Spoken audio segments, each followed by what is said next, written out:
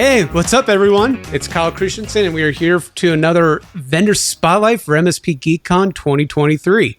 What's a vendor spotlight, you ask? Well, it's where we shine the light on some of the most badass vendors in MSP Geek community and want to get them to know them just a little bit better. We're going to dig deep into their history, find out how they got involved in our channel, and most importantly, learn from their experiences and how we can level up as a community. And if that's not enough, we're going to have a dope Q&A session to really dive deep and figure out how we can all work together to make our MSPs even better. Now, if you're not familiar with MSP GeekCon, where have you been? You've been living under a rock, a pineapple, your uncle's war prep bunker. Come on, guys. You've seen it. You've heard it. You've seen the marketing. We've been posting everywhere. This is the first conference for the community that's by the community. It's for us as MSPs, IT service firms, security firms, and I'm honored to be the one asking the questions today. If you don't know me, my name's Kyle Christensen. I've been a proud MSP Geek member since the real early days over in LT Geek. I've also founded some pretty sweet vendors in our space, and these days I'm all about mentoring and training MSP owners and the operators to break down the barriers that hold us back from reaching our full potential. I've been doing this for over 20 years now, so trust me, I know a little thing about how technical professionals can grow in this community. But that's nothing about me. Let's meet our guests. They're way cooler than I am, I promise. So guys, I gotta say, oh shit, because I want to tell you about the legend we've got on the house today. Give it up for Samantha Glocker. So Samantha, you're right, I've seen it, the freaking CEO, the queen of complex systems. This lady's been running an Australian MSP, guys, for 17 years and building wicked cool cloud software, some big name players like the Australian Wine Club, Maggie Beer, Hench Wines, and Carmel. I mean, she's been crushing it in the biz for so long. They should just name a freaking street after her or something. And get this, not only is she a badass business builder, but she's also about elevating the role of IT workers across every industry. Right? Like this chick sees a world where these tech wizards are the ones leading the charge, and she's all about making that happen. So let's give her a warm welcome and get ready for some serious knowledge bombs. Samantha, welcome. Thank you. Thanks, Kyle. I hope I can live up to that intro. So, I got to say, like, you have a really amazing history. And when I was reading your bio, I was truly inspired on it. And I know for us over here in the US, right, we can have some barriers. And your new operations, Licorice IO, has kind of really, it's caught my eye a little bit. Tell us a little bit about what you guys got going on. In terms of the software, it's built off of really a series of events that have led me to this place. This wasn't a grand design initially. I was really hoping someone else would build the software. I didn't expect us to be the ones building it. But we've always talked about there being maybe this other amazing piece of software that would exist and what it would be like, but it's never appeared. So apparently we're building it. And I'm going to play a little dumb here because some of our viewers may not be familiar with Licorice IO. What exactly is the product? Yeah, so I can go into the history of that a little bit and how we arrived at this point. But in the short version is that it's a new front-end interface for PSAs. So the idea is you can plug it in under a minute and you're up and running with a new interface for your service people. So all engineers, all techs, to use a new piece of software that's modern, fast, and really well thought out. Works the way that we think is the way that I like it. Right. And I know a lot of times, especially with my background, having done the PSA consulting, there's always that frustration because sometimes the tool was built almost like in a sandbox, right? Where it was really built from this DevOps mind or this financial mind, and the day-to-day operations has to almost meet the tool where it's at. Yeah. Did you guys experience the same problem in kind of developing this? Yeah, definitely. It's not easy to develop because a lot of the ways that a lot of the solutions that we have to come up with in the software don't exist yet. So that's where a lot of our time is spent, with our founding partners who are using the software and giving feedback. We're very much in a feedback loop of what parts are working for you, what's fast, what's saving you time, what things aren't fast, are slow, and aren't working. But yeah, it's definitely not from a mindset of we need to check this financial accounting box and we need to get this drop down. What we're really trying to do is to interface with the human that's using the software and how they're actually going to be thinking, what information they need to put in at any given time, what information they need at any given time. And what I've found over the years is that we tend to have all of this information everywhere. So we've got our dashboards that are showing some bits of the information. We've got our RMM showing other bits. Then we've got our emails, which might have some parts, and Teams and Slack and communication. And then we've got our PSA. So really the goal is to collect all of that and stick it into one thing and show the right parts when it makes the most sense to show that information, so we can make better decisions. And that's a little difficult to pull off.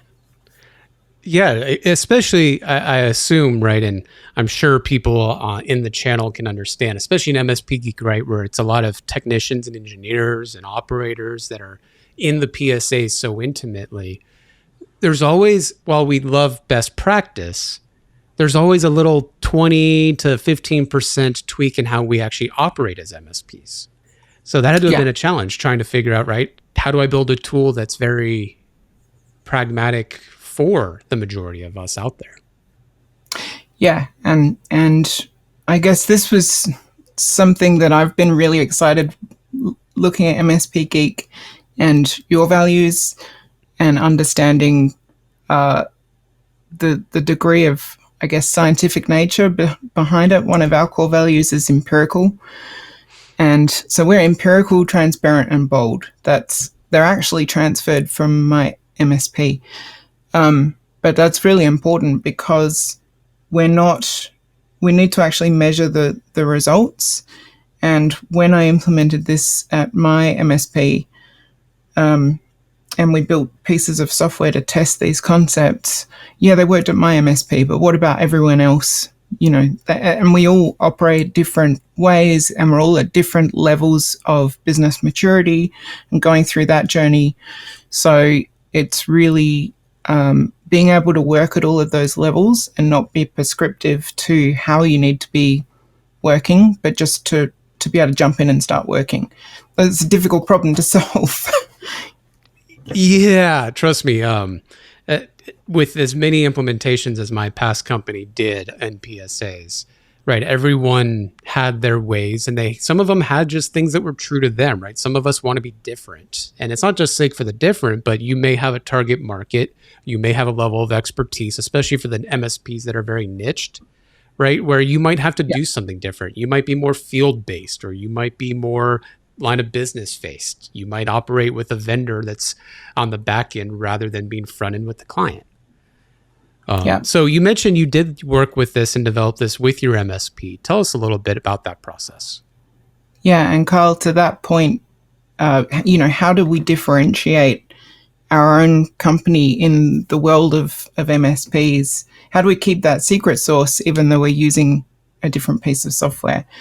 And I find that quite often what we're doing with the current PSAs out there, not to point the finger at anyone because it's been this way for forever, but you kind of build your secret sauce and wrap it around the software. It's not actually something in the software. So we're tending to not actually benefit in that sense from the software, in that we can have that whatever differentiates us right in front of us so that we're using it all the time. So I'll give you an example. My MSP, one of our differentiators was we had a client dashboard that we built ourselves. It wasn't a portal. It was, I know there are many portals out there, and there's PSAs have their portal. It's its own portal that linked directly into our ticketing system, so that we had our clients actually in the ticketing system with us, with our techs. And so what that actually, the way that we created it, it created this feedback loop where the techs could actually feel and work with with our clients and end users directly. And this was all of the end users logging into the system, not just the key contacts at the clients. And that actually enabled everyone to really understand what was really going on and the depth of the problem, the human side of the issue, so that the results of the team just lifted off. Those were some of the bits of software that we built, and really everyone who worked at my MSP knows that we did the whole thing as an experiment. We ran dozens and dozens of experiments on, why is this so hard, and why is invoicing so hard, and why is reconciling billing so hard, and all of these questions. And we would replace that part of the company with a new module, so to speak, or a new piece of software or a new process. And we just kept doing that until it started working properly. So I was fortunate enough to have a team who I found who were really interested in doing that. And a lot of these ideas aren't my own. They're ideas of engineers and techs and teams from years and years of time. I really love that because, so my old man, my dad, he used to tell me, you got to be smarter than the tool you're using. And he was a machinist, a welder by trade, right? So he was talking about hammers and chisels and welders and blowtorches. And he was always thinking physical safety, and he was always thinking, like, hey, if you break the hammer, it's because you don't know how to use it. But for us as technical professionals, it's not far removed. A lot of times, especially with the clients that I even take in my coaching business, we a lot of times like to blame the tool, but we're either trying to fight the tool and not work with it, or we're the lack of process, sometimes makes it feel like the tool is getting in the way, especially for more operational stuff. And the one thing I love while you were talking that I kept thinking about was that you were working in tandem with the tool you had, with your team that was using it, to say, hey, how can we better leverage this tool to service our clients and make your lives easier as the technical professionals, rather than having to beat your head against the wall, basically. Yeah. And exactly. those compound, right? I mean, you have a growing large MSP. Economy of scale is a real thing. And those minutes count. You can't scale everyone doing what they think is best. You can really only scale a process where everyone is consistent. I mean, that at the end of the day, that is your service and what you present to the client. And part of that can be great people, definitely. But if they all behave completely differently, then that sends a very mixed message to client. And what you're discussing with, I guess, being better than the tool, and this is where I think that we're at. We have a lot of tools these days who help with a specific task, going back to the concept of, I've got my email over here in my chat and my PSA and all the different pieces. The thing that I find is probably the biggest opportunity that we have now that I think people are missing is that what is required to bring all of those tools together, my dashboard, my RMM, and all of that information, we still rely on our brain. We still rely on the person sitting there to actually collect all of that information, know to go and find it, know to go and look, and be able to look, and then bring all that information, make sense of it, and then make decisions based on that, hopefully. That's our mind. We've got all this great software, but there's nothing that actually connects all of the software together in a way that makes sense, I guess. I know so much what you mean, because we're almost, there's that old saying, paralysis through analysis. But we almost have this thing now, whereas MSPs, we have so many tools and so many options on how to take care of our customers that the actual ingenuity of being an engineer or a technician now has become reliant on the tool. And I remember I used to tell all of my engineers in my MSP that, hey guys, don't let the tool replace you, right? The tool needs to be an extension of who you are as a service provider. And at the end of the day, we are service providers, right? We are customer facing. We are customer service facing, which means we need two things. We need customers and we need technicians, right? And it's so great to see a way to make a tool a better resource for any employee in your company, because even finance, right? They get the dump truck unloaded on them because it goes from sales, lack of maturity or just getting the deal closed, to service just finding a way to make it work. And then we always forget about those poor guys in our finance team that have to go reconcile and find a way to get the client to actually pay us. Yeah. And I guess that's all fairly conceptual stuff as well, but to tie it down, you're talking about the team and being able to present your best self. I guess one of where we got to with we were building different pieces of software, we were experimenting. We'd gotten to that point as an MSP where we said, right, we actually need to double down. And in our case, we were using ConnectWise. We actually need to double down and use every corner of the software to be able to grow and to grow consistently. So we'd been through that kind of business stage. And we were at the point where everyone knew how to use the software. And then as we got to 25 engineers, and our customers started hating us. And I remember we had this conversation. We were like, why, we're the same people. We're still awesome people. We're still doing the same great technical work. What has changed? And what had actually changed for us, this didn't come overnight, this was a series of conversations, was that we'd lost the close relationship that we had with our customers. We'd lost the secret sauce. And so what we actually did, this was in 2010, we broke down into 3 independent teams, completely autonomous, and we had direct phone numbers to each of those teams. I think they're called pods now. And then we assigned our customers to each team. And what that did was bring back the relationship. And then there was a bunch of other changes that we made. And what ended up happening was we were now using 100% of this PSA, of this tool. But the way that we were actually driving it didn't quite fit with the tool. I found we had all of these rules and policies and procedures around how to use the tool. You've got to fill out these fields. You've got to use these fields. And we would be training engineers on, here's how to use the tool. What actually became the sticking point for our growth was the speed at which we could hire and train engineers to use the tool, and then be able to keep them using it consistently the way that it needed to be used. And so this became one of the biggest driving forces to building Licorice, was to be able to essentially immediately hire someone without having to train them, and have them use the tool the way that it needs to be used without having to retrain them, because that became one of our biggest, most complex issues, the human issue, I guess. And that's the one thing, right? Is as service providers, right, we're selling people's time for the most part, right? We're selling professional time, professional services.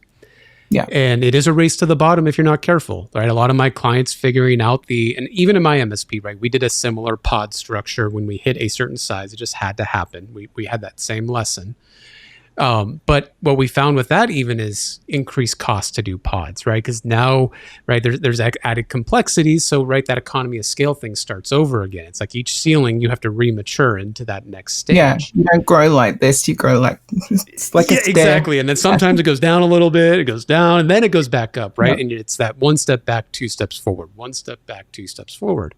So I'm assuming at some point, right, you guys had to have done some serious research or case studies to kind of and to really figure this out. But before you answer that, I got to ask, why is it called Licorice?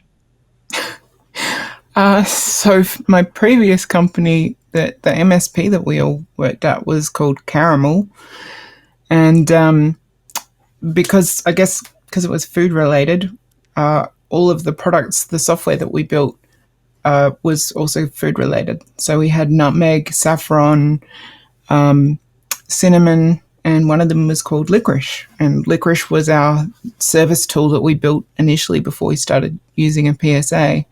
And that was back in 2007.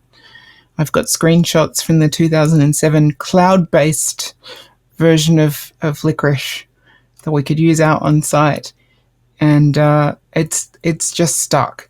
This is probably the third or fourth, let's say, version of the software. It's come a long way conceptually, but I didn't name it. I can't take any credit at all. I got to say though, while you were talking, I was scrolling through your website, and I do love the branding, the colors, right? I think sometimes we forget to have fun with product names and imagery. I mean, like mine, right? K7, it's Icarus, right? At the end of the day, people go, well, why is it Icarus? I'm like, I don't know. It'd be fun to have and like an anti-hero as a mascot, right? Just pick something. Perfection's the enemy of progress. Yeah. Don't think about it too much. Ask the tough questions. Exactly, right? It makes you lean in. If it leans in as a marketing lesson for everybody, then you win, right? If they leaned in and ask, then you have, they've become a prospect. So going back to the case study though, like what type of research have you guys been doing? Because I'm assuming like you guys must be only a few months into launch, right? Yeah, we're actually pre-launch at the moment. The stage that we're at is we're calling people founding partners to use the software's probably got 80-90% coverage of what you would normally use in your PSA. So the goal is that an engineer can just use Licorice to deliver service and not put the PSA down. And then the PSA is still there doing the main database work and the accounts receivable and the project management and all of that. But is to get the text out of the tool and onto the work. And so really before we launch the product, we're making really sure that it works really well, that we're not having to train people to use it, that it's actually returning a whole chunk of time. So one thing that we've found going through this process is that it takes, throughout the day while you're doing things, it takes about an hour and a half a day of just working the tool, the PSA. And we think we can get that down to about 1/4. That's what we're finding in our initial tests. So, the thing is, you don't become an engineer so that you can use a PSA. No one does. We need them, but really you need to be able to grab what you need, dump the information in your head and get out of there. That's the goal. So we're taking, I guess, a pretty different approach. And then if you need it on the go, you need to be able to use it on the go. But yeah, we won't be ready to launch until we're confident that all systems are ready to scale. We've already got infrastructure in Australia and the US. We're ready to scale it out into Europe and Canada, and other countries that I've forgotten. Geography is my worst quality. But we've probably got a few months to go and a few more. As I say, we're in a feedback cycle. So we've got a few more of those feedback cycles with our partners before we're ready to launch. So we're not selling anything at MSPGeekCon. We're interested in people's feedback. And in terms of your first question, the market research and the input, there were some decisions that we made, like for example, splitting out into teams, where we looked for research on the issue and what would happen if we split out into teams, because while we were a series of experiments, we're also a going concern, right? And we had people that we were employing who needed to have stable lives and had families to support. So we didn't want to mess this whole stable business up. So we spent about 6 months trying to answer this question, what's going to break? And no one else had done it yet. What's going to break if we split off into teams? The closest thing that we could find was that our accountant firm that we were using seemed to be working in pods. They had one or two senior accountants that had 20 years in the industry, or long tenured experienced people in the industry, and then they had kind of a few mid-level and a few lower level or entry level people. And so we actually talked to them about it, and what we found was that people could actually train up and they would work together with the more experienced people, and they would get access to that experience. So as an industry, one of the ways that we really historically have worked is to split off into segments of skill. So you've got your level 1 team, your level 2 team, your level 3 team. And one of the issues that we found with that is that you end up with, it's very difficult, if you escalate a job to a higher level team, it's very difficult to see what the solution was and learn. So what we saw was our accountancy firm was actually, they'd solved that issue. So after 6 months of searching, that's one example. Most of the time we found our answers in what I would call aligned or joined industries, like the medical industry or military, where they have a series of highly complex problems coming at you that you have to solve and are highly unpredictable.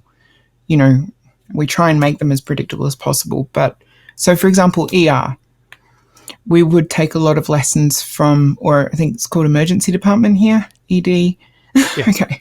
Emergency rooms. It's hospitals. Yeah. They're all kind of one and the same. Yeah. So, for example, what would they do to triage? And then looking at that industry, we started to realize, well, they have ER for, emergency type issues, urgent issues, but they also have doctors' clinics for the planned issues and regular checkups and the maintenance and that sort of thing. And so we're looking at our PSA. This was before it had any sort of calendar. We're like, okay, we can triage in here, but where's all of the doctor's clinic stuff for, we need to go and install some things. And that led us down a whole different rabbit hole. But I know what you mean, and I know where you're going with it all, because I went through that same exact journey where finding a way, and this is kind of what MSP Geek's all about, right? Finding a way to have the tier 3s collaborate with the tier 1s and the tier 2s and allow them, regardless of nomenclatures. I'm not a huge fan of the tier system. It's a little esoteric for me. But right, the whole thing was mentorship and training and doing it on the job, right? Because for a lot of us, we don't have a traditional educational background. And we kind of have to be in that community. And as I started to do it more and more, and I don't know if you share this, I started to realize that it was no different than the early days of the MSP or of my MSP, where it was in a garage with just like the 3 or 4 of us, because that's a pod for it, right? Like that's that pod, real small business feel, because it was me, one sales guy, one tier 3, and one tier 1, right? Of course, we're talking about all the little issues that are happening. Yep. Yeah, exactly. It's just what it is. And in fact, there was a conversation between Isaac, if you watch this, Isaac and I were standing there. He was there from the beginning, and we said, why don't we just go back to, we had this issue where our clients were like, who are these people that are coming out? Why don't we just go back to the original company, but we'll have 3 of them or 4 of them instead of trying to do one giant company. And that's what worked. Going back to a small team that could communicate at high speed, because again, you've got this highly detailed, complex work, and it's not work that you can miss any single detail on. You have to tick every box. And that's what solved the problem for us. So a lot of those efficiencies, scaling MSPs, I know, right, you're really making it to where the tool now is just a tool and I can get in there, work with the client, get my time in and get out. I know it's a hot topic right now. We're kind of running out of time, but I just want to touch on it real quick. Is there anything with AI? Yeah, there's a little bit.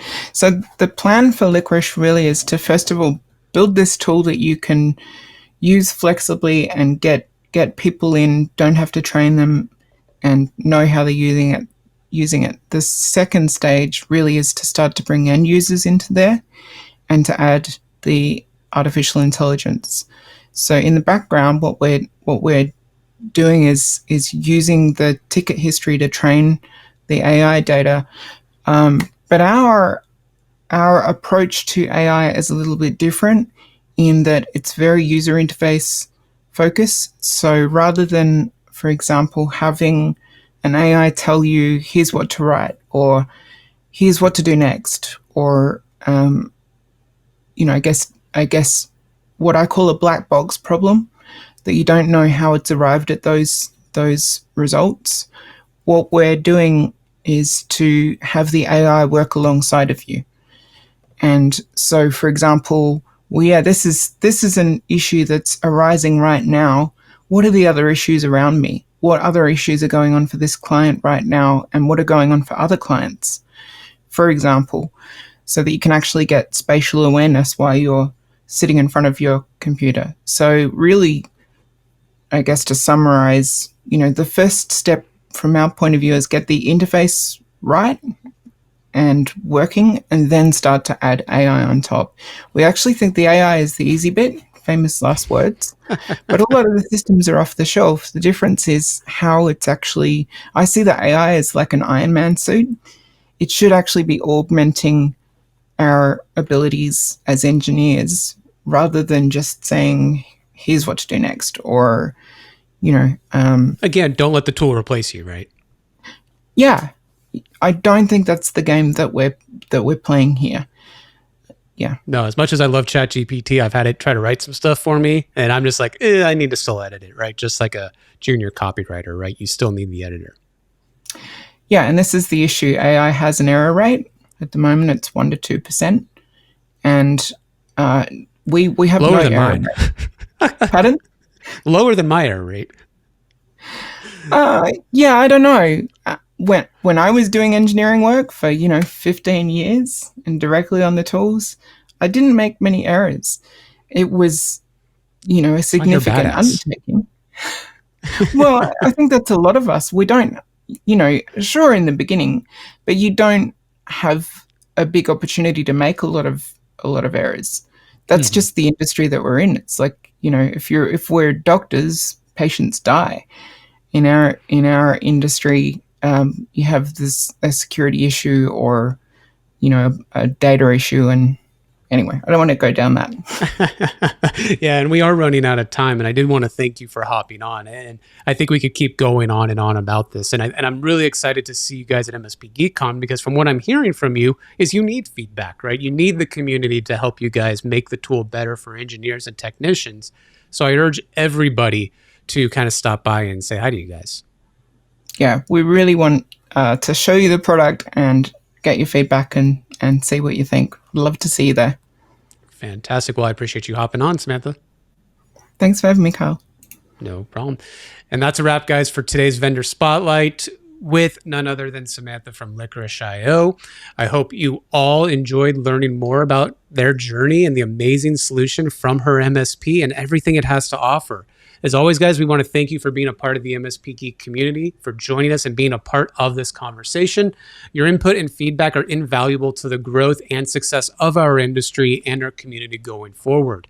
If you have any additional questions or you want to go check out the cool automation that they've built to help you better engineers, go check out their booth while you're at the conference. And finally, a big shout out to MSP Geek for creating this amazing platform for us to come together and share our experiences and knowledge. I can't wait to see you guys all there. Thanks for tuning in. Until next time, guys, keep geeking out.